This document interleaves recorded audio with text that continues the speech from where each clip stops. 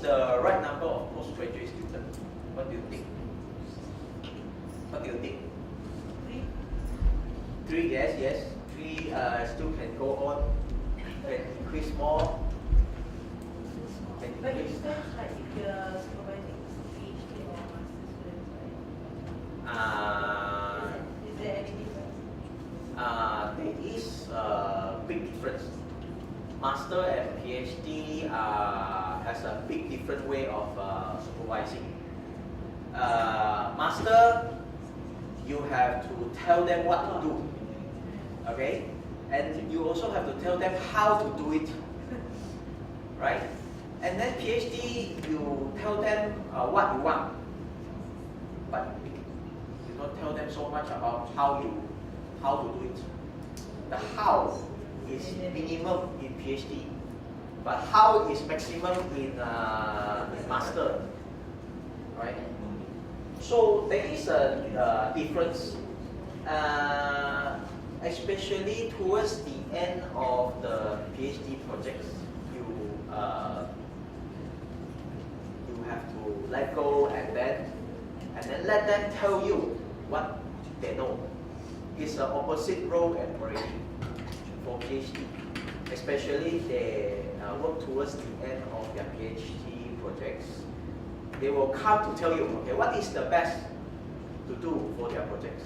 At the beginning, you tell them what is the best, but towards the end, they will tell you what is the best and also what do they know about the project, because they are the expert in their project. They become the teacher to you. So I would say 6 is just hitting the ceiling. Okay? Don't go above 6.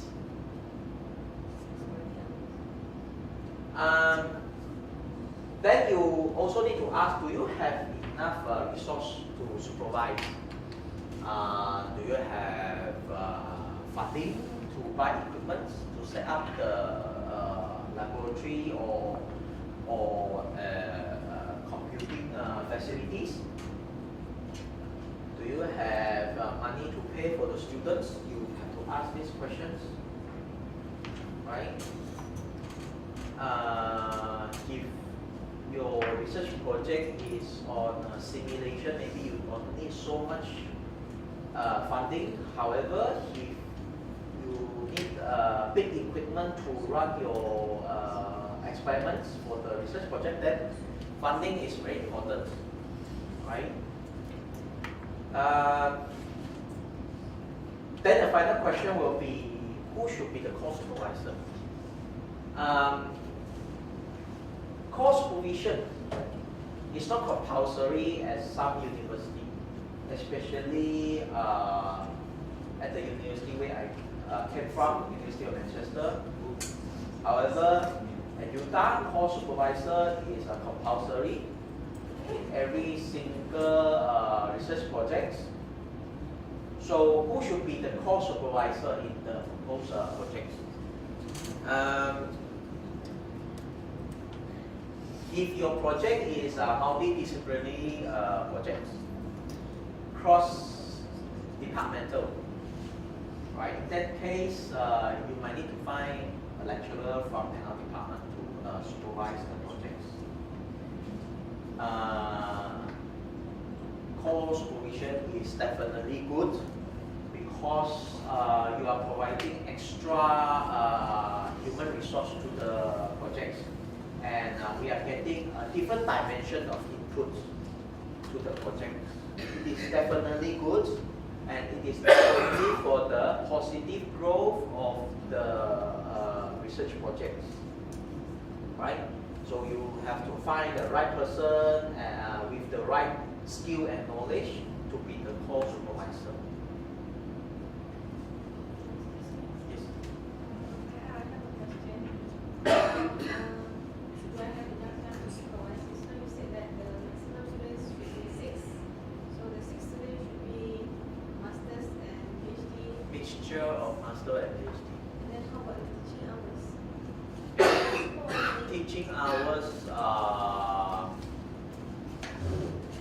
there was one semester I taught two subjects, one undergraduate and master, and I even have to come to university on every Saturday to teach for 3 hours, 4 hours. It really depends how you want to utilize your time. You can do it, but 6 is really the ceiling, right? Really hitting the ceiling.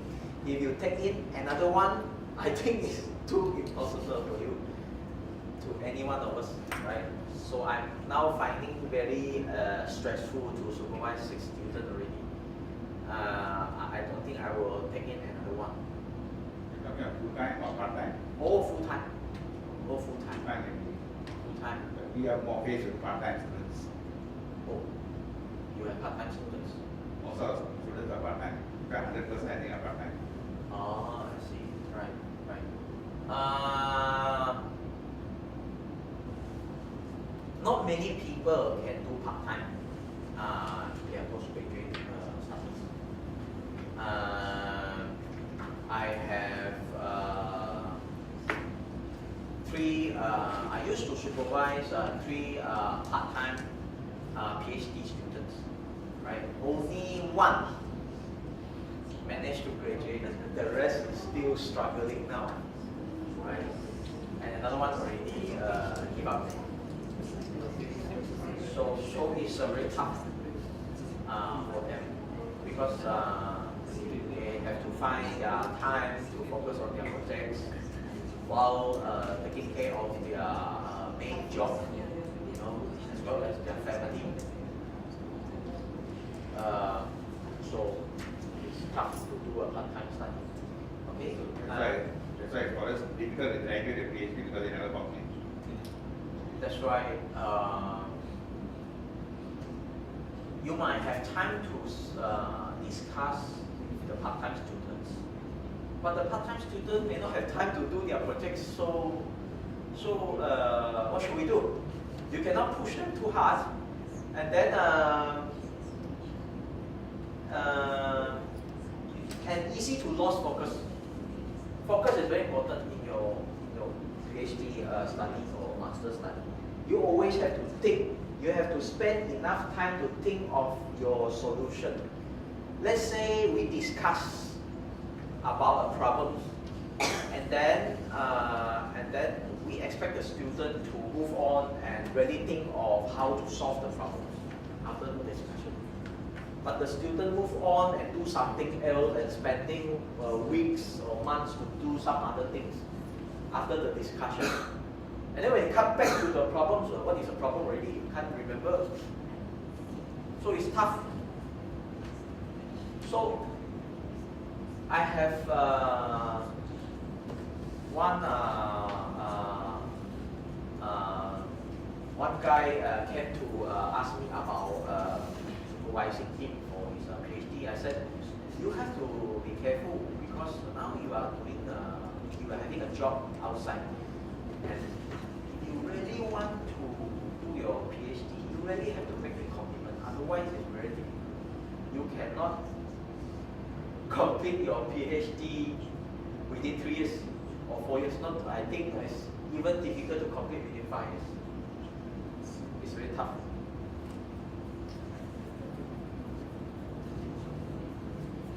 Right, okay. When they choose the students or accept the lecturer appointed by the university, of course, students will ask a number of questions. They are also concerned about their studies, and they ask questions like, do I know the staff interest, any possible limitation to their involvement, possible limitations like do you have enough time to spend with the students, that kind of a limitation. If you supervise too many students or you have many other jobs to carry out outside as a lecturer, I think, so we have to do some consultancy or sometimes.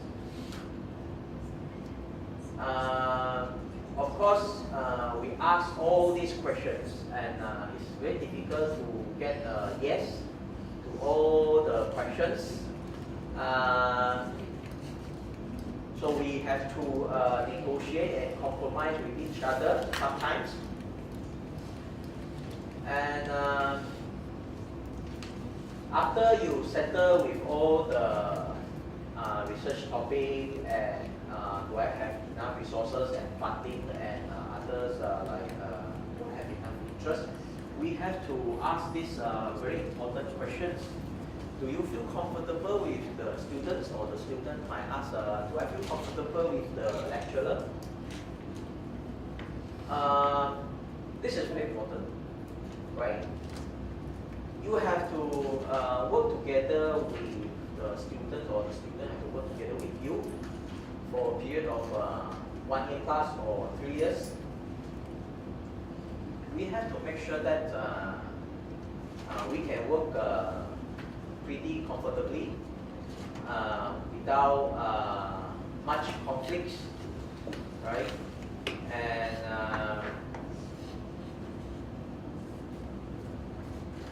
I have experience before. I had a master student. I asked him to do projects on nuclear energy, because the project is about nuclear energy. I took him not because he is the right person to do the project, not because he's the right, but because I run out of time.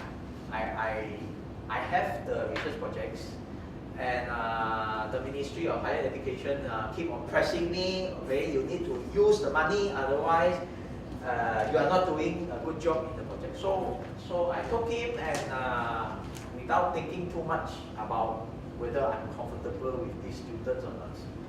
So I asked the student, okay, you have to come to work 9 to 5, lunchtime 1 hour. It's just like working outside, because I already pay him every month.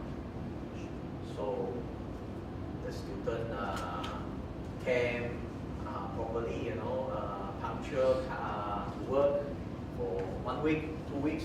After that, disappeared, right? So I asked him, hey, why you disappear? He said, I have an outside job. I need to do something outside.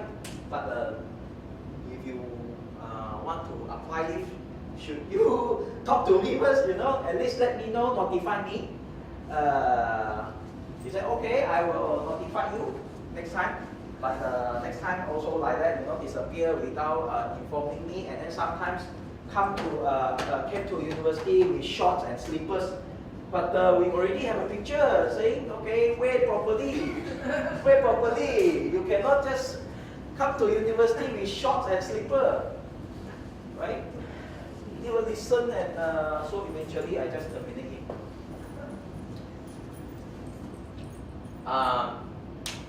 Terminating a student is also not a nice thing to do, but it's tough to make a decision. I spent over a weekend to think about this issue, and then finally I just make up my mind to terminate him, because it's just too impossible to keep on paying him. At the same time, we need output from the project. So making sure that we have the right frequency with the students is important. The students feel the urge to do their projects, to do their job well, and we have the need also to make sure the student do the project. So both have the same motivation. That is the right frequency that we are talking about here. So we cannot ignore their personalities, their integrities, right?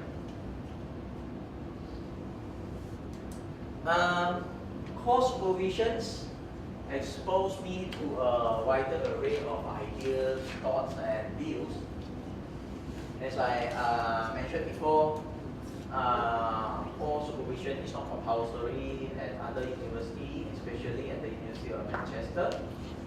However, if you have a co-supervisor, it will be good because we can overcome some shortcomings of the projects.